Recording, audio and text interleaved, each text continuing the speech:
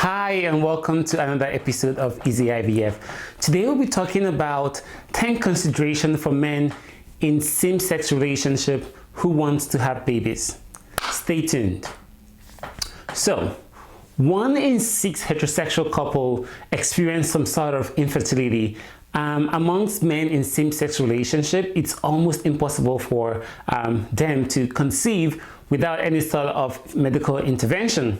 However, the good news is there's so many options available to the members of the LGBTQ2 community, and according to William Institute, about 3 million LGBTQ individuals have had a child, and about 6 million children have LGBT parents. The number is on the rise with the invention of IVF, surrogacy, and other technological advancements in medicine. In this video, I will be specifically focusing on how men in same-sex relationship who are interested in having babies can achieve such dreams in this modern world. I would also be including the possible challenges and setbacks that they would face during their journey, and some details on the things you might need to consider before embarking on your journey to having a baby. So let's get down to it.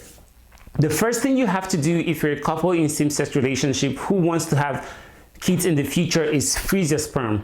If you and your spouse have had the discussion and you've both agreed that you want to have a baby, it makes sense for you to freeze your sperm now. The sperm you have at a younger age is way better in terms of morphology and quality than the sperm you'd have when you're in your late 40s or 50. So it does make sense for you to freeze your sperm now when you are thinking about having babies, because the process can be very, very long. It can take a very long time for that to happen. Also, the things you might want to consider is, if we are having kids, whose sperm are we going to use? How many children are we going to have? If we're going to have one child, do we mix up the sperm and just let nature or let the embryologist select whichever sperm, or do you want to both have or do you want to have 2 kids and have both of you use your sperm to fertilize different eggs and all that stuff? So those are some of the things you might want to talk about when thinking of having a child. Secondly, you need to boost your savings. You need to save money. It's very expensive for men in same-sex relationship to go in for an IVF cycle because they would need a surrogate and all that. So you need to start saving even before that time comes. You need roughly about 80 to 150,000 to go through the IVF process in the US, and in other countries where IVF is sort of free, it might be less expensive. And once you have your sperm frozen, you now need to focus on just saving, taking some extra jobs or side gigs just to make sure you are financially ready when the time comes. Once you have that cash, or you're close to having what you need, you also need to now start considering who your egg donor would be. So you start looking for an egg donor, or if you don't want to use an egg donor, you can just pay maybe $10,000 to $15,000 to buy eggs. So you need to find a stable egg donor. It takes an egg and a sperm to make a child. So depending on what country you are in, your egg donor can also be your surrogate. If that's the case, then you have it the easy way. If you're in countries like the US, the UK, Canada, and some advanced countries where you cannot use the same egg donor as a surrogate, then the process becomes a little bit difficult because of all the legalities that's associated with that process, right? If you use the same egg donor, the mother might change her mind and keep the child. So things to consider when looking for an egg is, if you don't want to pay money, you might want to ask a friend or colleague to give you some eggs. If that's what depending on how close you are to them. If you can afford to, you can just buy eggs from the bank for 10 to 15,000. There are so many egg banks out there that you can contact. And then also, if you want to have a child that is of your race, you might want to put that into consideration when looking for an egg bank. Look for an egg bank that have a diversified collection of eggs, so you have something to choose from. Still on the eggs, if you have a sister who's willing to be your egg donor, then you can have some sort of genetic connection to that child, or your partner can have some sort of genetic connection to that child, and that would be awesome if that happens, right? Once you get your egg, guys, you need to find a surrogate. So a surrogate is the one that would carry the baby for you and your family. Nothing comes easy. You have to devote a lot of time, you have to be patient, you have to put in a lot of effort for this to work. If you can't find a surrogate, there are so many agencies out there that you can reach out to, and they have a pool of surrogates who you pay for them to carry this child for you. One thing you have to be at the back of your mind is that the surrogate does not contribute to the genetic makeup of your child. So don't be afraid to choose a surrogate from a different ethnic background than you are. The baby that is going to come out would be genetically connected to you and the egg donor. Nothing connects the surrogate to the child.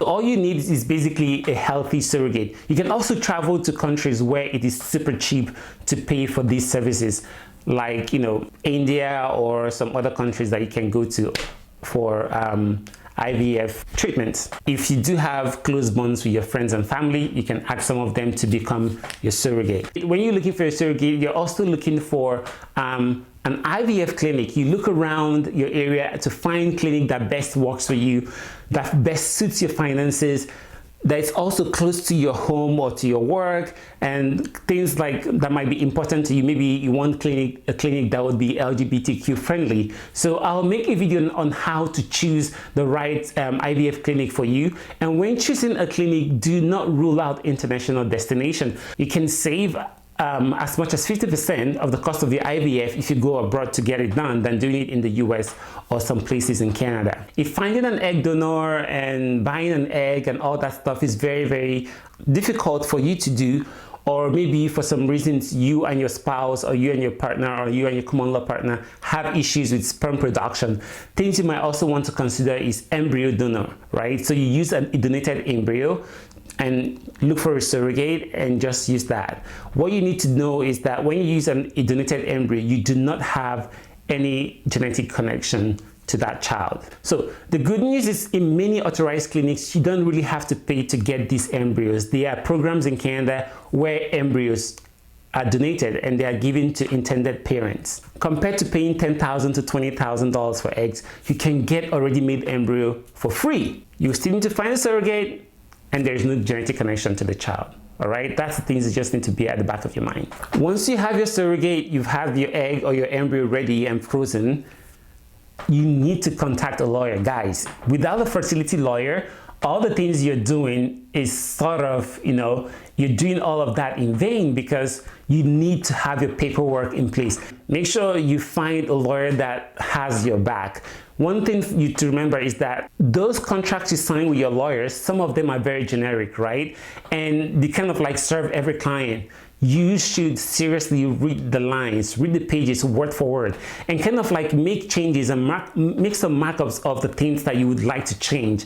And as a client, a good lawyer would actually counsel you and make those changes where necessary or if applicable. So look for a great lawyer. This is the 8th point, right? If the 1st to the 7th point is very difficult, maybe you might just want to consider child fostering or placement. So if you're getting cold feet from all these things I've said, and you're like, I'm not really sure having kids would be for me and my partner or for me and my spouse, then try fostering a child for 3 to 6 months and see how well you'd enjoy parenthood.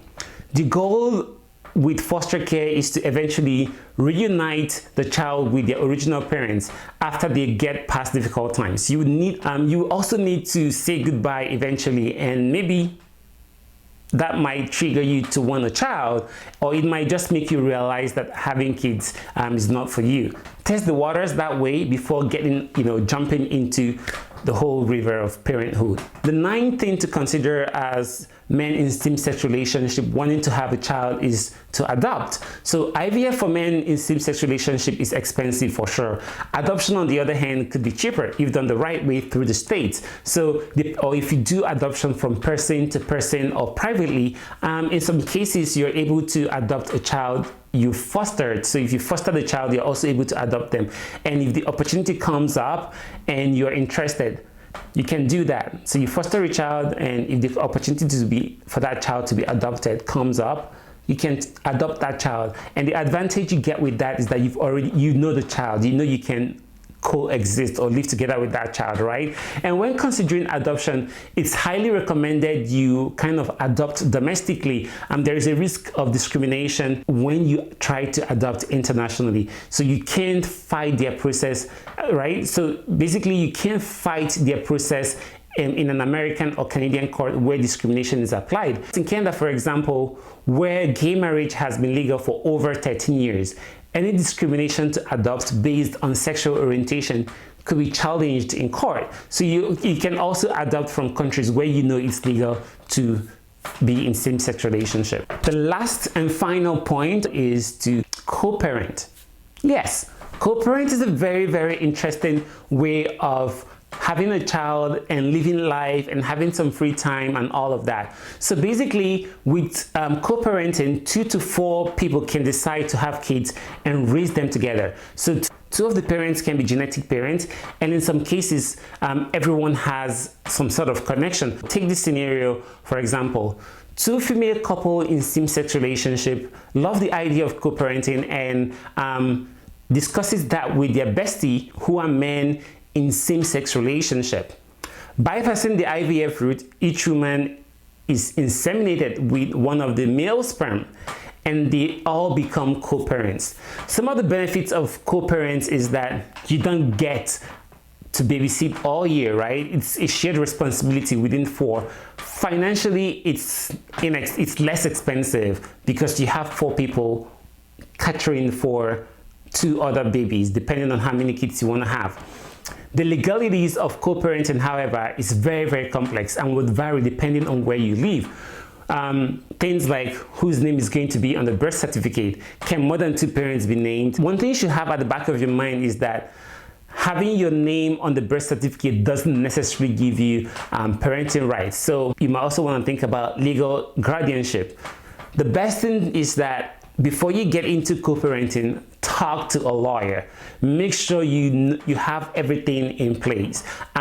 Just having informal agreements with your friend is not just enough, right? Should your co-parenting relationship falter in the future, you don't want any question as to your visitation rights and parental rights to that kid. So there you have it. It's basically doable if you put your mind, your heart and soul to it. Share this video with someone who would benefit from it, or with someone who you know would love to have kids, people in same-sex relationship and the LGBTQ community. Thank you so much guys for watching, and if you have any question regarding the procedure or the process, or if you have any question you might want to ask regarding men in same-sex relationship wanting to have kids, please feel free to write me at the comment below and I'll make sure to get back to you. Thank you so much for watching again, and cherish life. Don't forget to subscribe. Bye.